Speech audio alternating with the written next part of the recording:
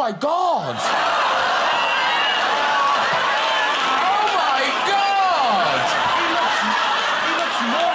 Than you do. That's where your hair went. Yeah.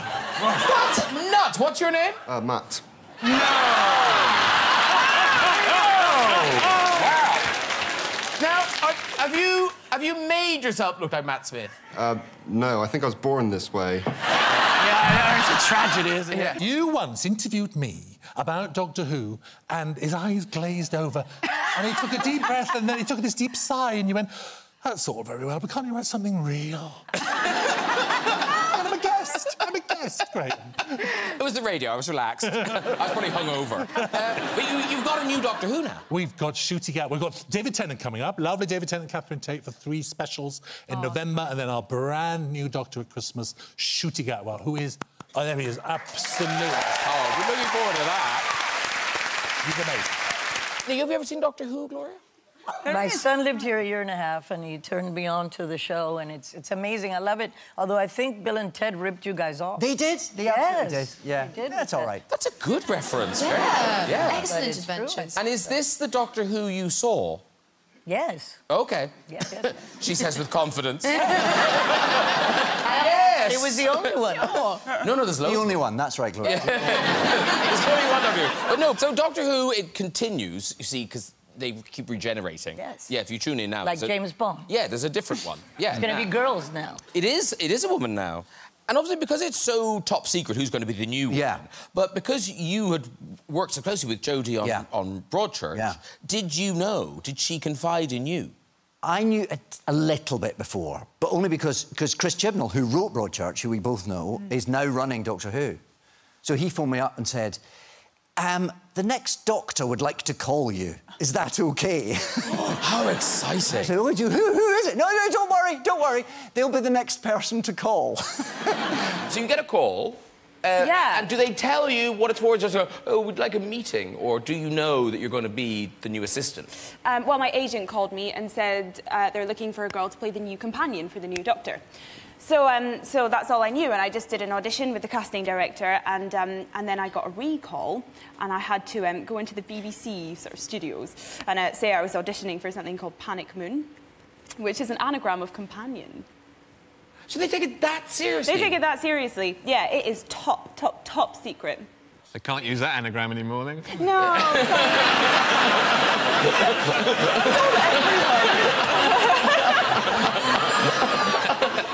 Start again. New P. Poon. Poonanny. No. But now the reaction to you has been so amazing, and you have you been voted or declared? Everyone just says you're the sexiest Doctor Who assistant of all time. Yeah. What's that all about? I don't know. You were a stripper in the first episode, weren't you? Kissogram. Sorry. Not a stripper. A kissogram. Yeah. Not a stripper. No. Is a kissogram a stripper? Yeah. Oh. It's an anagram of stripper. You guys, together again. Yes. You know, it's not just the royal wedding bringing love into lives. You're doing a big Shakespearean romantic comedy. We are. It's kind of the original romantic comedy, really. Much Ado About Nothing. It is, because you probably don't know, maybe you do know, they worked together before. Doctor Who. Yeah, you do know. Yes, I do. Yes. BBC America. There you go. There you go. You're so cultured. Yeah. I'm never far away from my Shakespeare. So, if I said to you, Beatrice, cousin, you apprehend passing shrewdly, what do you say? I would say, I've a good eye, uncle. I can see a church by daylight. You're right! OK. For the car. Pressure's on. For the car. Oh, I love this. OK, for the car. It's in the same bit of the play. So, Beatrice says to you, will you not tell me who told you so? What do you say? It's your turn. I do know that. I knew it earlier. I know. Will you not tell me who told you so? Got a prompt. Hang on. You Will see, you not it's the tell me who pressure. told you so? Not I. No, it's not. No, that's later. It's... No, you shall pardon me. Yes! Oh!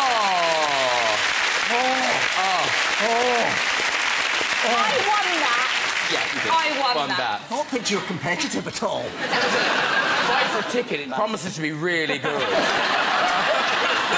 It's not a play. There's certainly a game show we can go back. Yeah, tonight, Catherine Tate, you're going for the big money round. Talking of frightening animals, though, Jodie, you were filming... Where were you? South Africa? Yes, we did a bit, yeah. This was Doctor Who in South Africa? This season, yeah. But now, you had a proper terrifying encounter, the sort of thing Kevin would not like this. Yes. So, I'll try and speak slowly so that everyone understands. So, we were filming in South Africa, and unbeknownst to me, some of the South African crew had been filming what is known as a sack spider, crawling up and down out of this tree. So, the sack spider's in the tree, they're filming it, filming each other. I've got footage saying, this is terrifying, look how terrifying that is. No one told me. I run out of the building. Everything's a secret, so I can't tell you what building. I run out of the building into the wilderness as this sack spider just crawled down. You got down my face. Shitting me. On the and went ba-ba-ba-ba-ba-ba, and I went, ha, beep, beep, beep, beep, beep, beep, beep. Like, I absolutely bricked it and cannot repeat what I said. The costume was off, and our first AD, the first assistant director, was English. Pretty casually, just picked it up and chucked it as all the South Africans went, no, no, no, no! And then we found out I could have died. Wow. I didn't. It didn't even bite me. But if you Google a sack spider bite, it is awful. So that is a better story. Is it hairy? Is it ugly? It's like got a really big body. And it's got big balls. It's a sack. No, it's a sack spider. Not that. Yes, it's a sack spider. Balls. No. Everything has to be explained to you. Like, you just don't understand. Not that sack. It's got poisonous balls. Keep going. I know, but it's making the story a bit different. It's different for you. So the spider's balls. Billy Piper, you know, established, respected actor now, but oddly, it was kind of acting that got you into pop music, because you used to do ads. Yeah, I used to do loads of commercials as a kid. And then what happened? A producer saw you in an ad? We were, like, relaunching the Smash Hits magazine, and I became, like, the poster girl for that. And we did a few commercials, and then I was on the front of Music Week magazine. And this guy, not any guy, Hugh Goldsmith, who was still a friend of mine, came to find me at school, which sounds dodgy. It was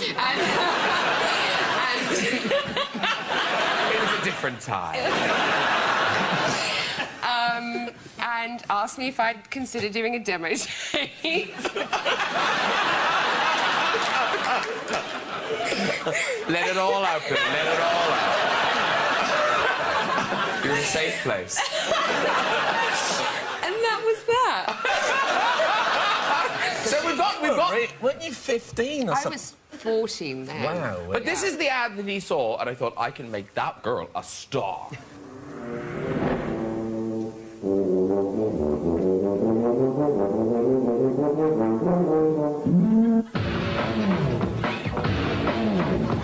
Smash Hit, 100% pure pop.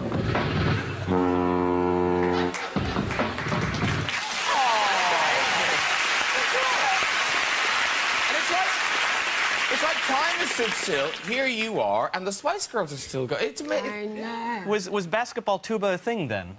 Like, what's... In England, that was massive. Was that a big thing? Now, listen, maybe I'm a naive fool. I knew Doctor Who's a big deal here. I didn't know... This is nuts. It is being beamed live in 3D to something like 80 countries. It's a global thing. I'm glad I learnt my lines. Are you both in it? Yeah. Well, hang on, didn't you take his job? I mean, I don't want to create... I don't want to take an argument, but I do know that you're the reason he's now having to grow his hair and be in a play. Exactly. That's part of the joy of Doctor Who, though, isn't it? How could you both be in it? Well, you'll have to tune in and find out, Jimmy. It's exciting. But, no, here's the thing. Well, you're here right now. You could just tell us. And when I heard that they were both in it, I got, like, Matt, I get it. You're contractually obliged. You were still Doctor Who. Yes, still. You didn't have to do it. Was it hard to persuade you to do it, or did you jump at chance? No, I'm an old whore. I'll turn up for it. No, there is a bit of a precedent in Doctor Who, down the years, on the big anniversaries, some of the old doctors have returned and shaken hands with the current And was there an etiquette? A kind of like, oh, no, please, you. Yeah. There was a bit of that on my TARDIS, wasn't there? There was a bit of... Yeah, my TARDIS. Well, no. But then, you know, I touched that button. David has his TARDIS, and it's... And so... And I had to ask you if you wanted to fly... It sounds really stupid, but if you wanted to fly it... Do you want to do a bit of flying in this bit? And, like, you don't want to be proprietorial. No, That's the thing. exactly. You want to be gracious. Yeah. No, but hang on. Now, I get why there were different doctors, but surely there should only be one TARDIS. Yes, but the TARDIS regenerates in the same way the Doctor does. It's unique to each Doctor. Oh, I thought they just kind of redecorated it. Well, they do, but obviously it's changed through time. So when I was in the TARDIS, it looked different to the one that Matt's in now. Matt knocked through. It looks he nice did. He did. It's much bigger. It's got bits that go round and I really like your TARDIS, though. Thanks. It's cool. I man. do too. Kind of retro, isn't it? Yours is lovely as well. Thanks, mate. And things like sonic screwdrivers and stuff, do you have your own? Yes. Yeah. His is bigger than mine. Mine is bigger. Mine's green, his has got a bit that comes up the end and lights up. Rex. Yeah. It's very secret when you become Doctor Who. Because there's still Matt Smith, who is wonderful, he was still being Doctor Who. So they keep it a secret when there's a new Doctor Who. But I knew I was cast, but I wasn't allowed to tell anybody. And I happened to be, you know, being Cardinal Richelieu in the Musketeers in the Czech Republic. And we moved, we were filming and then we moved to the north of the Czech Republic to a place called Moravia, to a very small town there. And we were filming this scene and I was in all my resplendent kind of Richelieu dark cloak and stuff like this. And there was a little lad who was playing a page boy. And he came in and started talking to me, and he couldn't speak English very well. He said, I love you as Doctor Who. You love me as Doctor Who? And he said, yeah, I love you as Doctor... I thought, how can he know here? I can't even tell anybody on the production. And he said, I loved you in the episode about Pompeii. And what he was saying was, he loved me in an episode of Doctor Who because I had been in an episode with David Tennant playing a character in Pompeii. I said, do you like Doctor Who? He said, I love it. He said, I'm a Whovian. And I thought, I've stumbled across the only person in the Czech Republic who knows this show, and he loves it, and he's standing next to the new Doctor Who. And he doesn't know. Did you say? Yeah, I was going to say, did you tell? No, I said nothing. I said, have you got a picture? Have you got a phone with a camera? He said, I haven't got it on me. I said, go and get it. Go and get a camera. You should have your picture taken with me.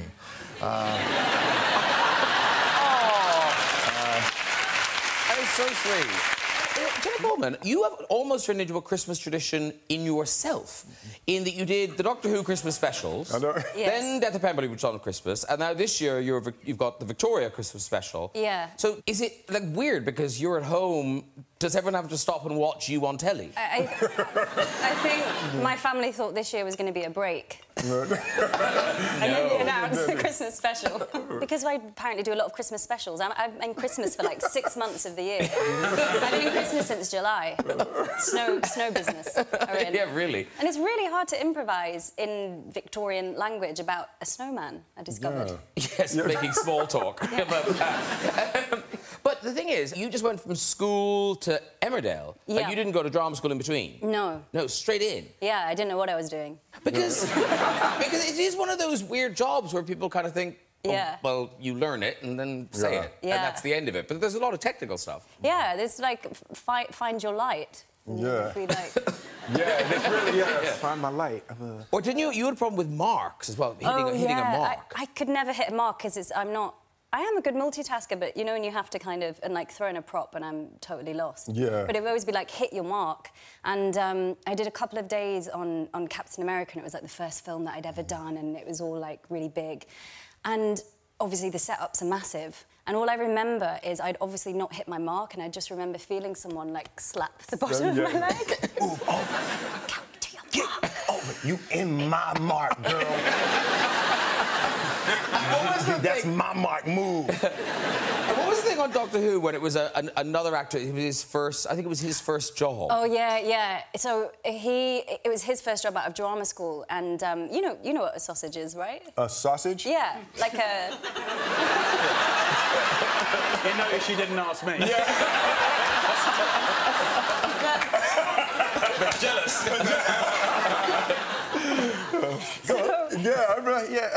So it was like 11 o'clock. Uh-huh. Do you call it something different in America? We probably call it something... I mean, unless it's like meat, then okay.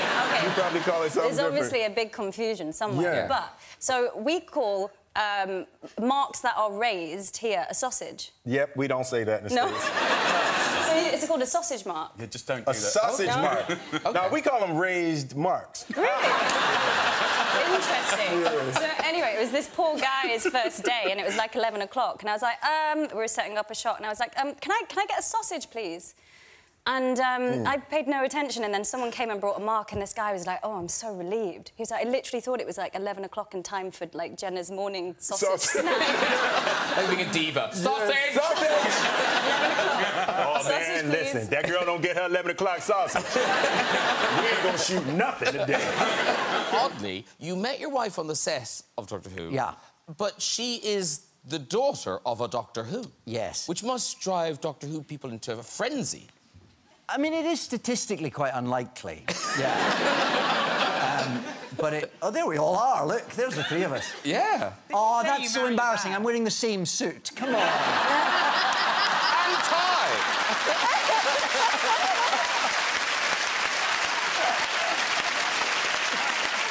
That doesn't make me look very windswept and celebrity-tastic, does it?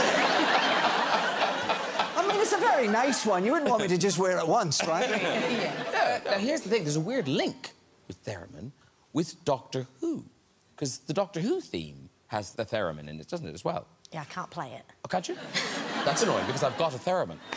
If I shove your drinks up here... OK. Should we help you? OK. No, you're good, you're good. Thank you, though.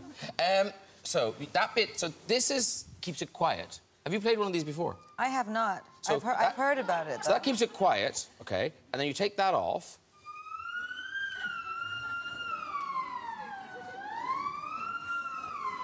It's like dolphins. I mean, I wouldn't go to a concert of it. Can you play a song on it? I don't know. Give it a whirl. Give it a whirl, Lady. Lady Gaga on the theremin. I think I have to, like, kneel.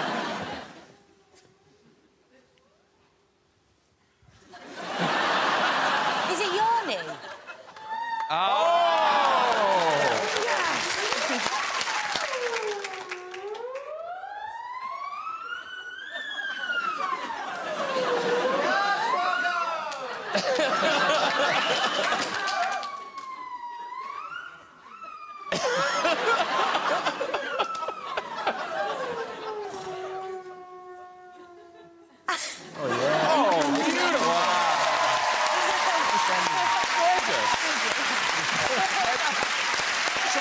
Doctor Who theme. We might, yeah. Have a go with the Doctor Who theme. OK, so let's get the Doctor Who da-da-das. Sorry. OK. Don't worry about it.